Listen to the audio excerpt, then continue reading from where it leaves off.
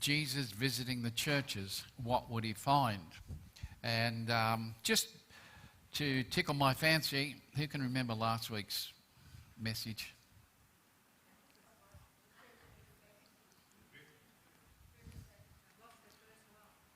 All right, it was a church at Ephesus.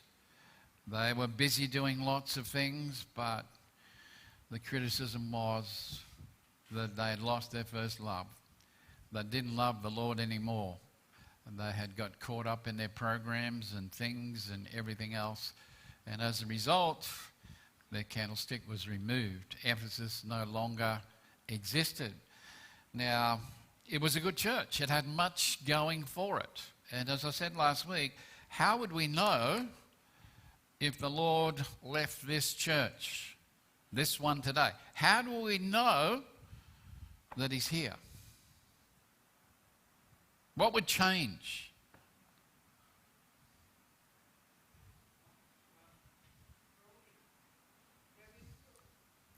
Well, you'd see, we'd still do the same things, wouldn't we? We'd still meet, we'd still worship, we'd still pray, we'd still have our Bible studies, we'd have everything. We just wouldn't know if God is here, although we should if we're in a relationship with him. Because that's the question God asks. Where are you in your relationship with me this morning? And hopefully that you have one. Because this world can take it away and we can lose it. Now, this church at Smyrna, we're looking at Jesus visiting this church to see what its works were. And what we find is a church that's under tremendous pressure. They were struggling to survive because of the constant pressure that's being applied from so many different sources. It was happening within, it was happening outside as well. Now, pressure is the stress or urgency of matters that demand attention. It is having the ability to stand against the storms of life when they come. It's the courage to stand up when encountering difficulty and opposition. It's about a church expressing grace when they find themselves under pressure. Our natural tendency is that we want to avoid pain at any cost. If we're honest, we'd rather run away from it than endure it and put up with it.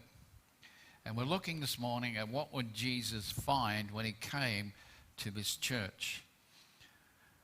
And we find the connection examined. Write this to the angel of the church at Smyrna. The one who is the first and last, who died and came to life, again says this. If we're honest today with ourselves, often we have found ourselves in situations or circumstances that have challenged our faith in the Lord. I think we've all been there. It may have been through some injustice that we've been involved in. It might have been because we've seen friends on the wrong end of justice for doing the right thing. Maybe it's been bad news concerning our health. We don't like where it's taking us and what may happen to us. It may have been a well-loved person of the family or an extended member of the family have suddenly passed away for no apparent reason. Or maybe it's because we've seen bad things happen to other Christians. And so we begin to doubt, does Jesus really love me? If he does, why does he allow these things to happen to me? What is he thinking? What is his purpose? Why does he allow these things to happen?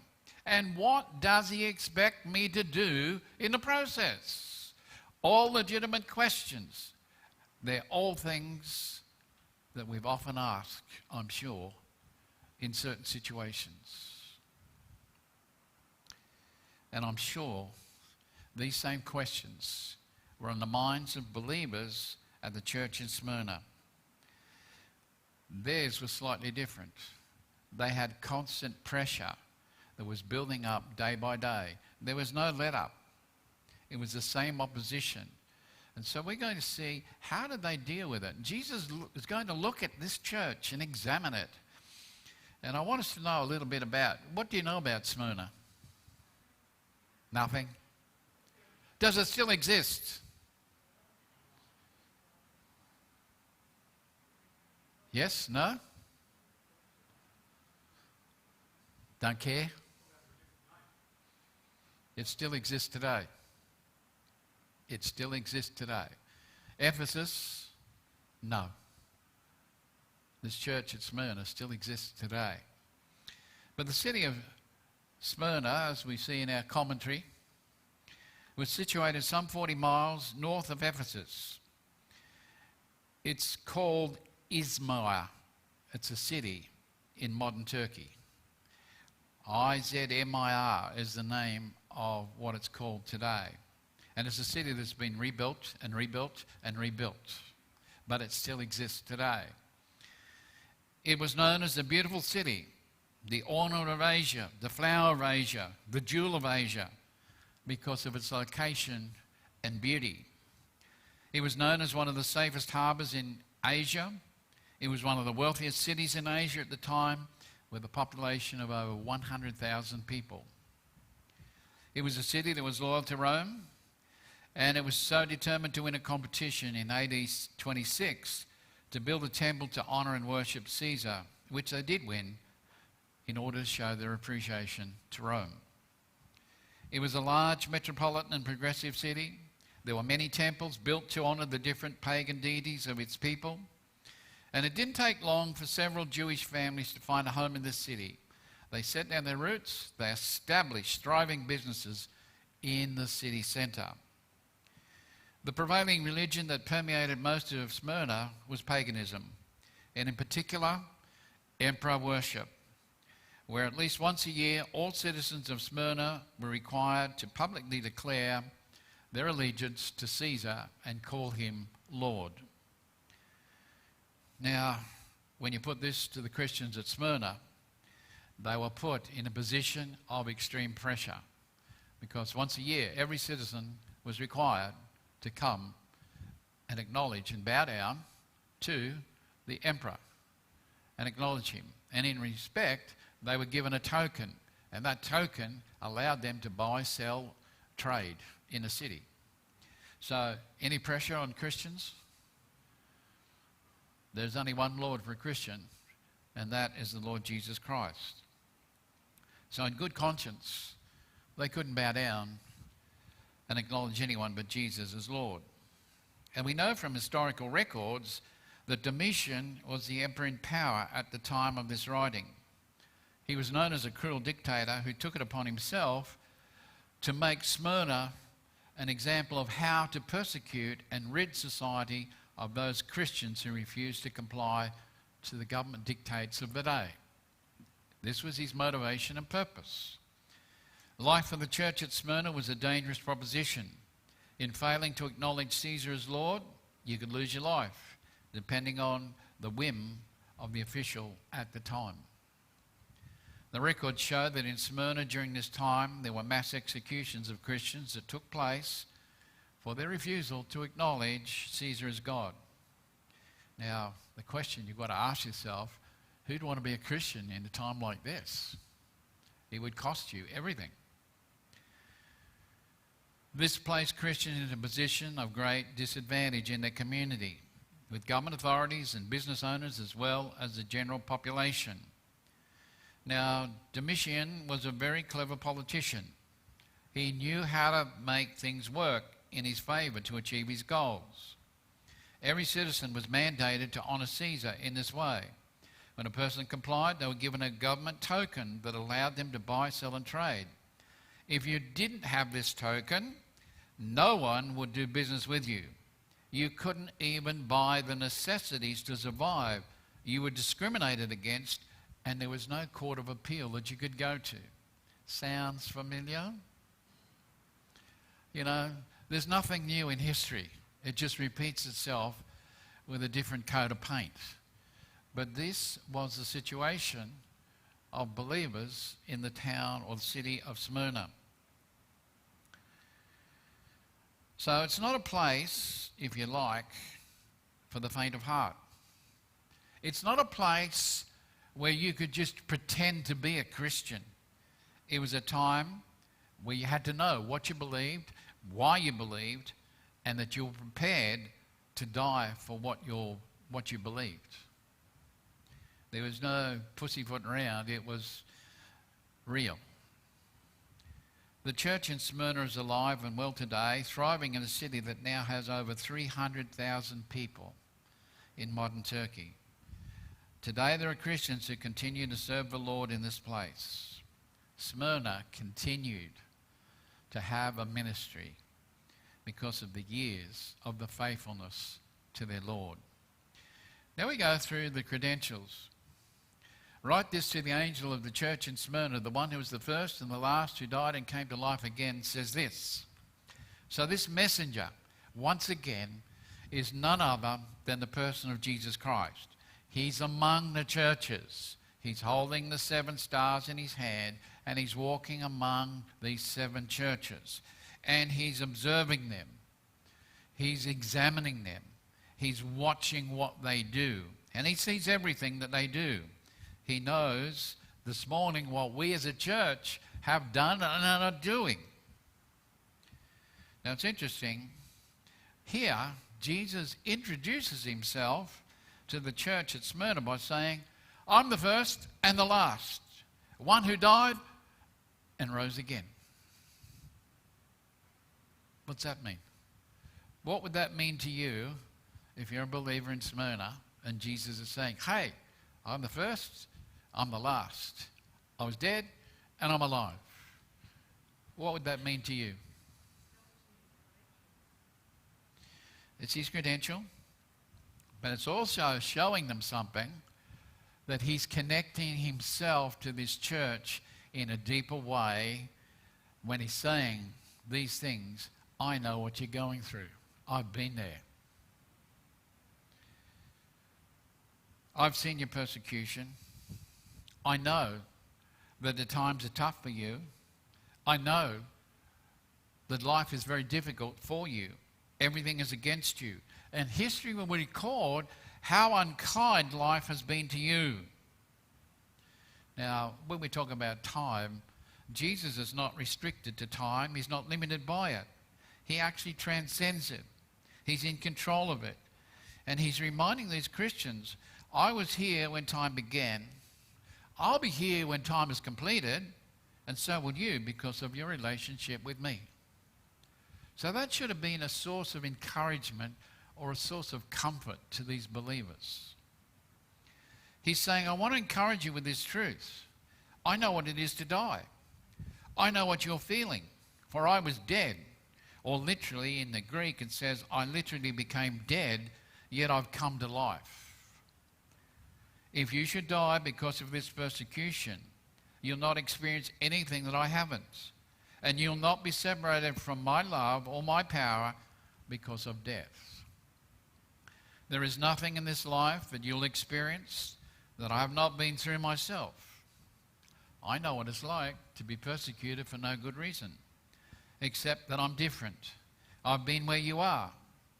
So be encouraged. You're not alone as you go through the fires of adversity. I'll be with you. You may die, but you'll live again. Hebrews 4:14-16 says, since we have a great high priest, Jesus the Son of God, who has gone into heaven, let us hold on to the faith we have. For our high priest is able to understand our weaknesses. He was tempted in every way that we are, but he did not sin. Let us then feel very sure that we can come before God's throne where there is grace.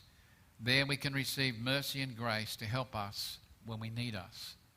You know, that's a tremendous encouragement. It's one I would encourage every Christian to underline in the Bible. We have a throne where we can go 24/7 and find grace and mercy to help us during our most turbulent times. He's there with us. Then I want us to see the commitment under pressure, being crushed. So with those words, he's given encouragement to these believers. It's also interesting, the word Smyrna. Smyrna means myrrh. Myrrh is a substance that was taken from a thorny tree. It was used as perfume, and it was used to mask the smell of a dead body because of the fragrance that it released. For this thorny tree to release its fragrance, it had to be crushed before it could release that fragrance that was required. So this play on words reveals the character of the church at Smyrna, where they were willing to suffer for what they believed, even if it cost them their very lives. God permitted Satan to crush these believers so they could release a sweet testimony about Jesus Christ in their community. In other words, they were being constantly crushed because of their love for the Lord. And that's an idea here of affliction, being crushed. They didn't quit. They didn't give up on their faith because of their suffering. It only made them stronger. It drew them closer in their relationship to the Lord. Now, the last 2 years, our normal life has disappeared.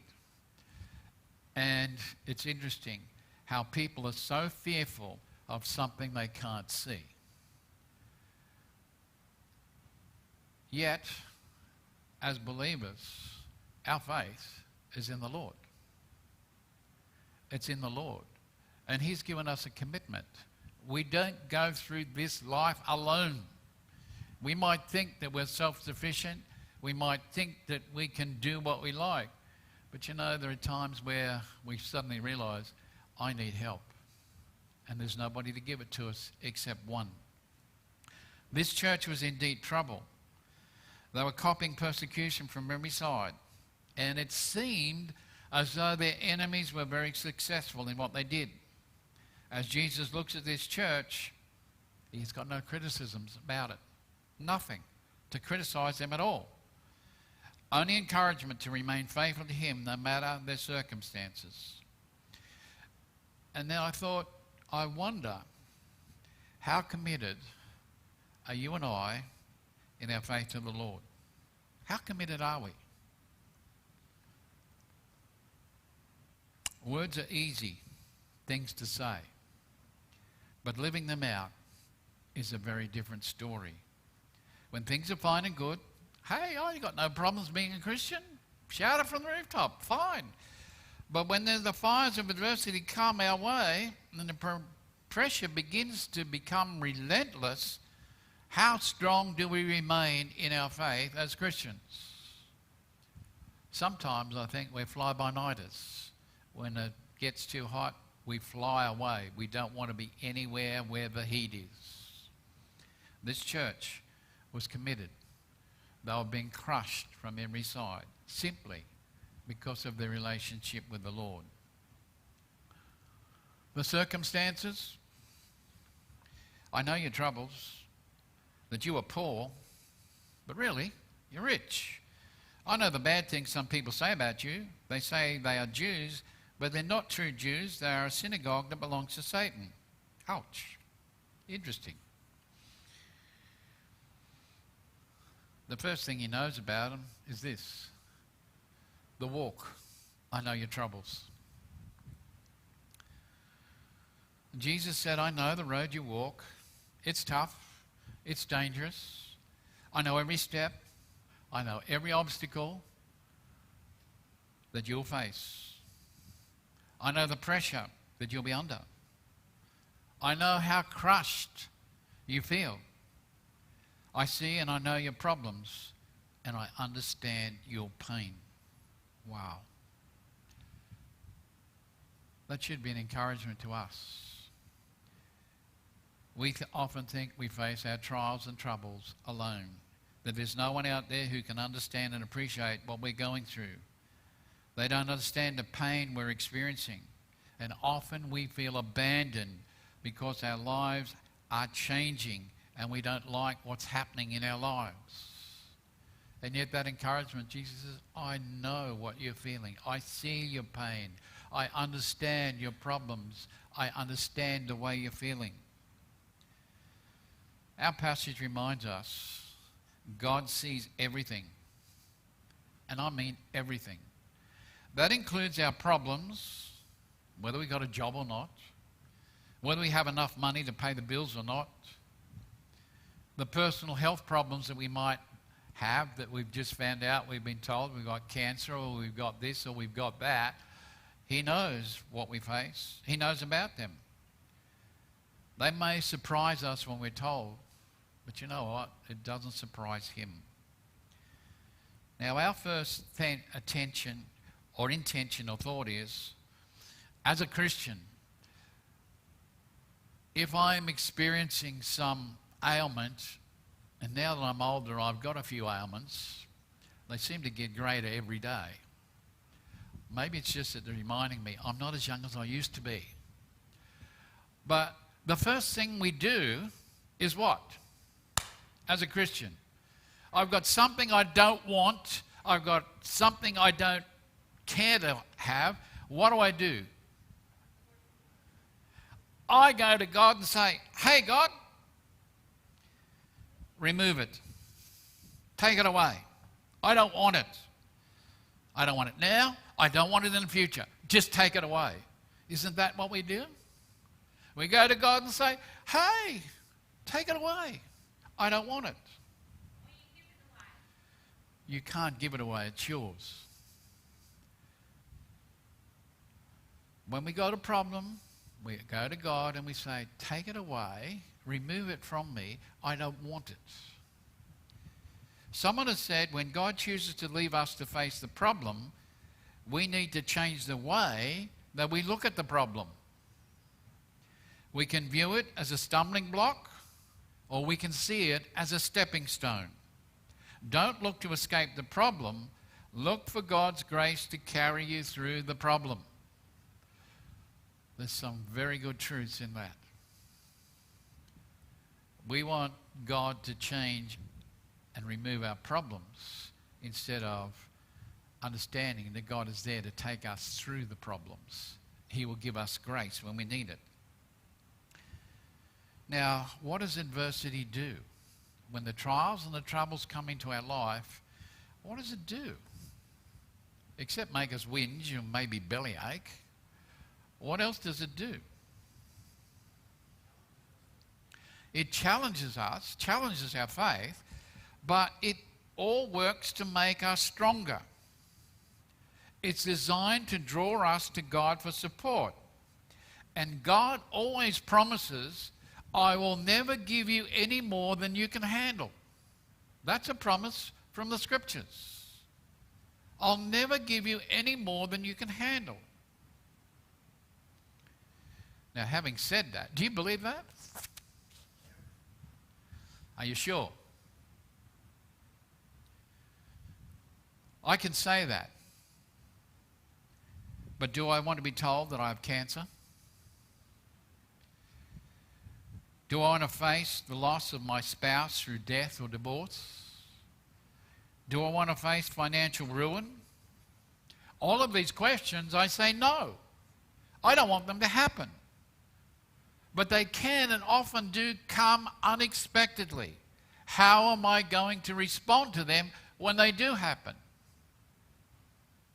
That's the challenge. That's adversity.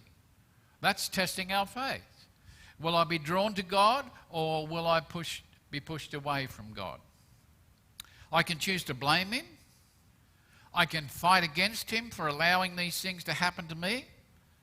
And I can become a bitter person instead of a better person because of what I learn about myself and what I learn about God through them.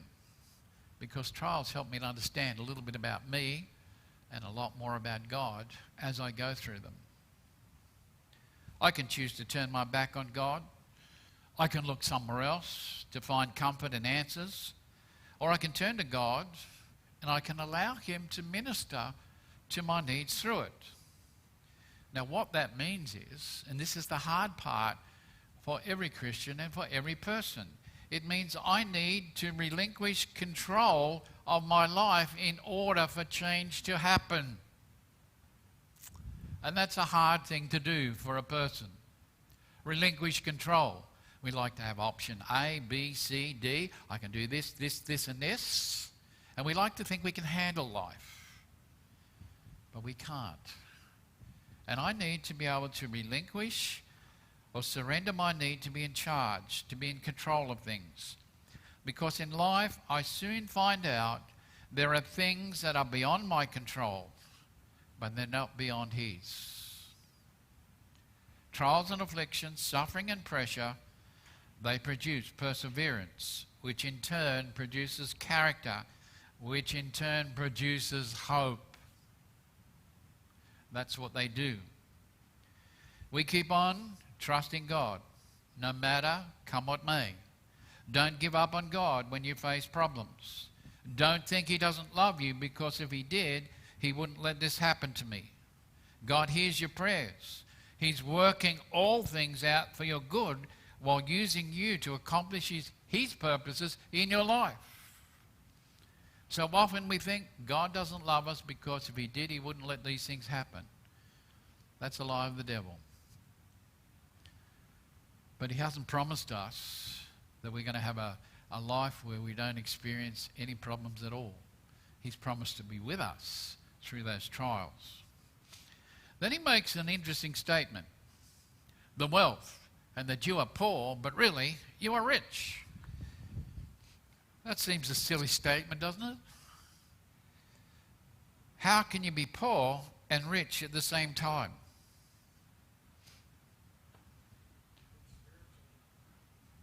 There is that. Jesus says, I know you're poor. I know about your poverty. And the word used in the original means you have absolutely nothing at all. You are destitute. You have no resources. You have no support.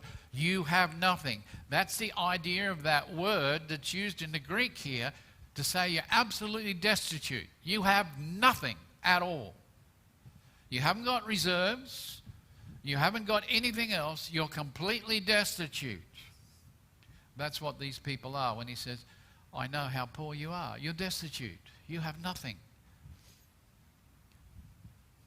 And it could have been simply because they refused to bow the knee to Caesar.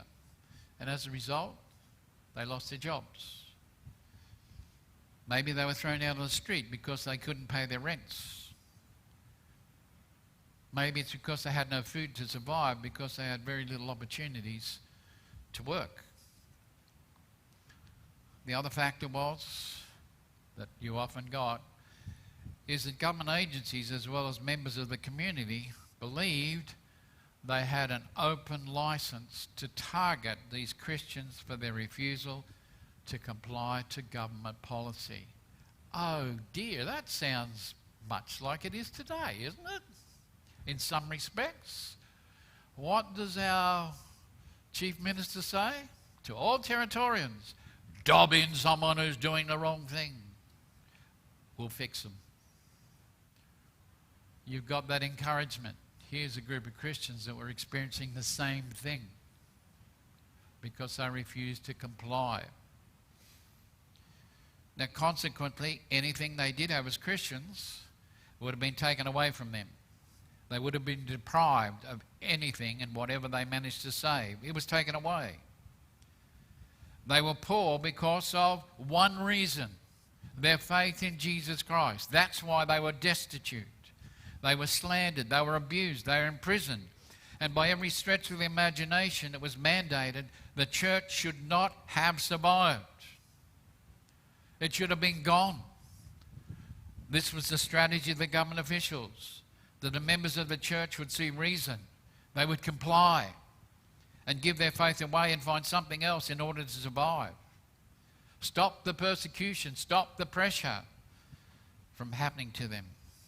And yet, the reality was the opposite happened.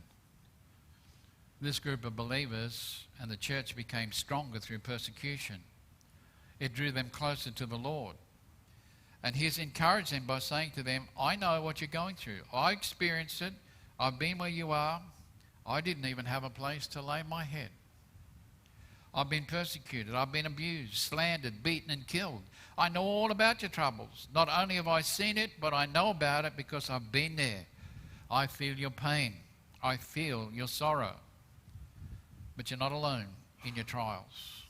And that's what Jesus says to us today. I know what you're experiencing.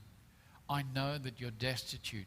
I know that you've been put under pressure because of your faith. Jesus is saying, I know that's your situation today. But then he says, you're rich. How can you be poor and rich at the same time?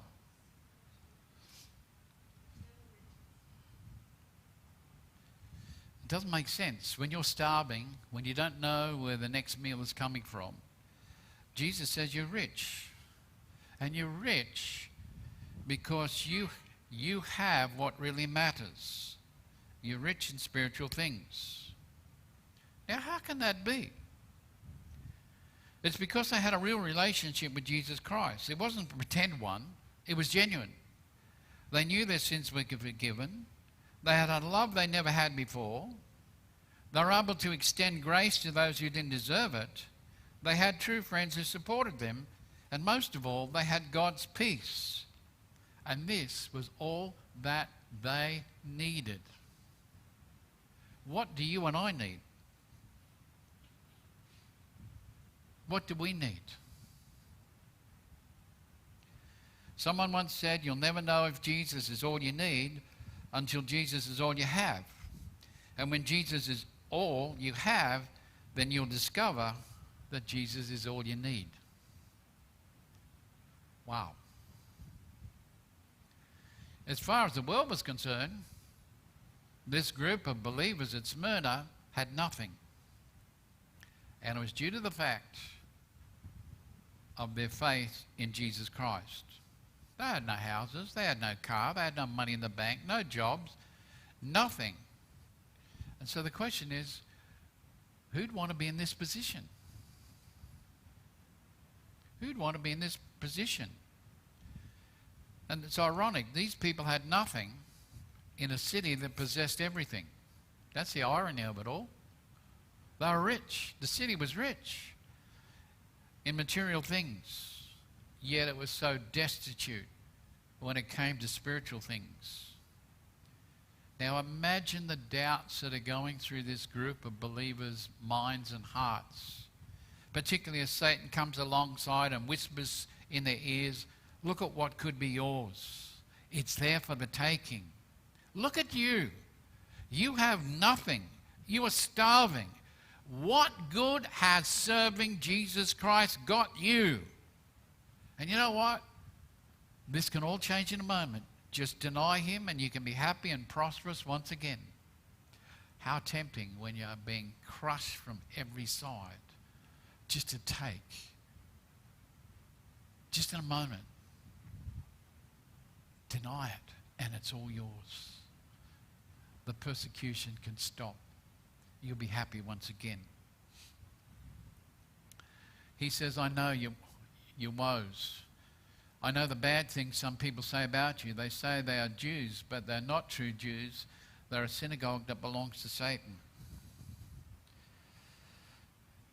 Now, we haven't reached a point in our society where things are that bad, that we're being crushed on every side. But the pressure here for these believers was they were despised and marginalised by society in which they lived. The people in the community began to see Christians as a disease that needed to be removed from that city. In other words, exterminate them. So the pressure wasn't coming just from the Roman government. It was coming from pagan people. But you know what? The worst thing was, it came from their own people, Jewish people. Jewish people who had an axe to grind against this new sect called Christianity. And they felt that they were obliged to be part of the process to remove them from society using whatever means possible. So they aligned themselves with the government and the pagans in their community to achieve a common goal. Remove this threat to their way of life. Jesus calls them the synagogue of Satan. Accuses them of slander against these believers. Now, how did they do that? Well, this was the excuses that they came up with. They accused Christians of being cannibals. Can you imagine that?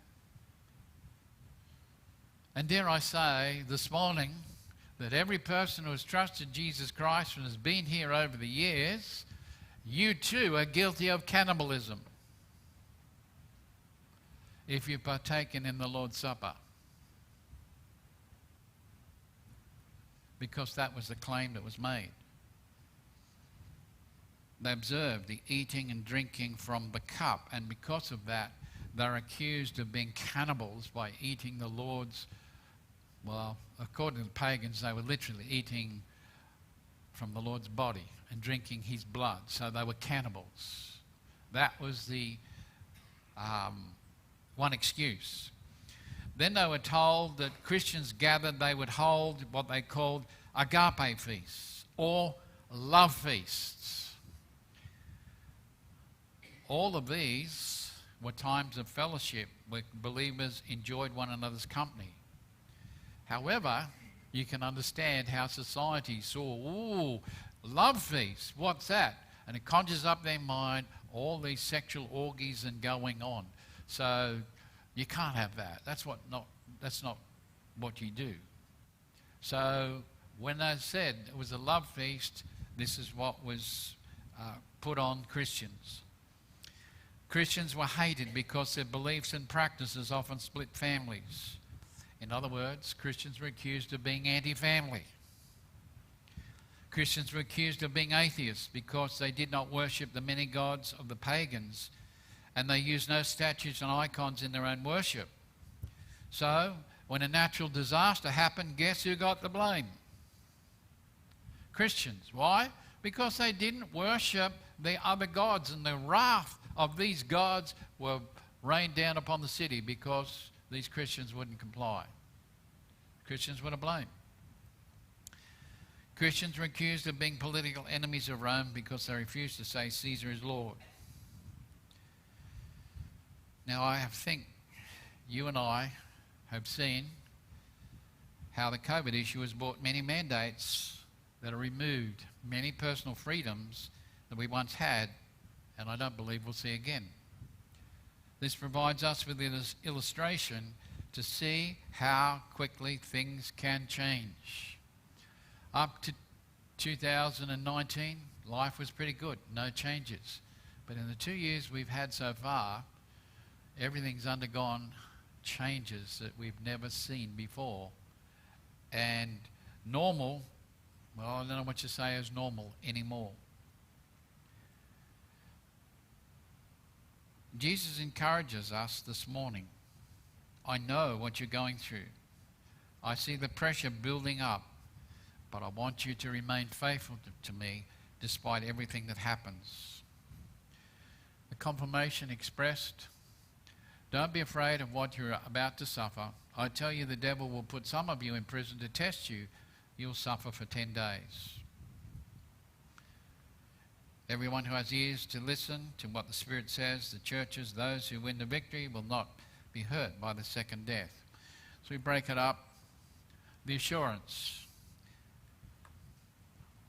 There should be one more. Maybe I didn't do that.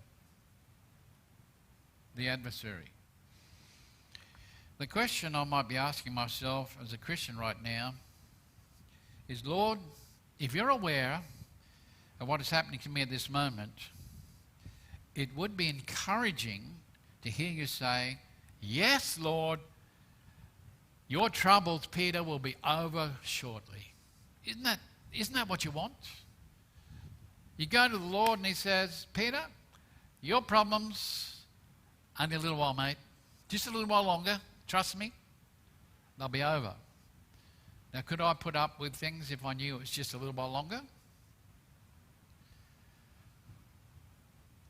If I'm told, look, don't worry about it, everything will be fine. But you know what Jesus says? To you lot here, it's not going to be over anytime sooner. In fact, it's going to get a whole lot worse than it is at present. Trust me. Well, Lord, that's not what I want to hear. It's not what I really want to hear. So here I am looking for some sign of relief. Instead, I get told there's more coming, so don't be afraid. Yeah, right. Easy for you to say. I'm the one going through it. No worries. The reality is that things are not going to change anytime soon. The devil, your adversary, has been actively involved in all of this. His fingers have been all over what is happening here. And as a result, Jesus says, some of you will find yourself in prison. Believe me, it's going to happen. So don't be surprised when it does happen. Understand, you, for the Christian, there's an adversary that's working against us. Then I would think, why? Why are you allowing it to happen to me? What have I done wrong? Why me? I've done everything that you wanted, and this is what I get in return? And that's often what some Christians will respond when they go through the fires of adversity. Why me? The answer is so that you may be tested. To be tested. But take heart, it's only for 10 days. It will not be a long imprisonment, so don't be afraid. Although, it might end up with some of you being dead. It may end up with some of you being released.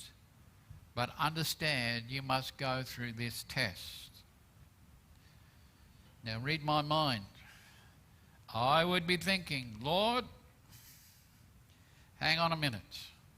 That's really not fair. I've already been tested. How many times do you think I need to be tested? I deserve to have a break for a while. I'd be very happy if you gave it to Chris. I'd be very happy if you gave it to Matthew or Tim. Just give me a break. It's only fair that you should share it around and not just pick on me. I've had my fair share, Lord.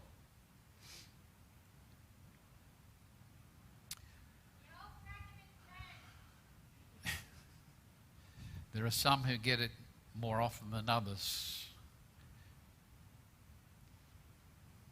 And another thing, Lord, while I'm thinking about it, I know you know all these things. You know I'm saved. And you know as well, so there's no logical reason that you should continue to test me again and again. I belong to you. I love you. I understand you died for me. So give me a break. What we don't understand is that God is making a point to the devil. And the devil does read his Bible. He has a reputation, a history of trying to destroy the plans and purposes of God. And they're all based on one salvation. It's all based around God's plan of salvation. His tactic is to confuse the believer regarding his salvation and God's purpose for him in life. So he attacks those who profess their faith in God and his promises. To Satan, every Christian is a target for him to attack and destroy in order to thwart God's plans. Satan's thinking, as it was with Job, let me at him. Let me at him. I'll change his mind really quick. Jesus says to us, I'm holding you, I'm protecting you. Keep trusting me. We have an adversary. In the times in which we live, we don't like what's happening to us. But those who are in a close relationship with the Lord, you can see the devil's fingers all over it. He's involved in it. He's behind it, trying to thwart God's eternal plan. You and I are just in the way. We're targets, and he wants them removed. We have the assurance, but be faithful even if you have to die, I'll give you the crown of life. This is Jesus' promise. Even if it costs your life, I'll reward you with the crown of life. And yet, it's not so much about the crown, it's about life. Remain faithful to me, and I'll give you life. Now remember Jesus' introduction at the beginning? I'm the first, I'm the last, I'm dead, and I'm alive. And here he's saying, I'm the one who is dead and I'm alive, and because of that, you will live. That's my promise to you today. Jesus said, I know your works, the things that occupy your life. I know what they are. And these people these believers lived under pressure cooker situation, never knowing whether it be their last day on earth or they had to live a consistent life where their talk matched their walk. In other words, these people in the church at Smyrna stuck to their guns, had a good testimony for the Lord. What do our works say about us as a church? What do your works say about you as an individual? In a world like ours, where darkness and opposition to our way of life happens, there's a tendency to compromise or water down the message of the gospel. And that's true.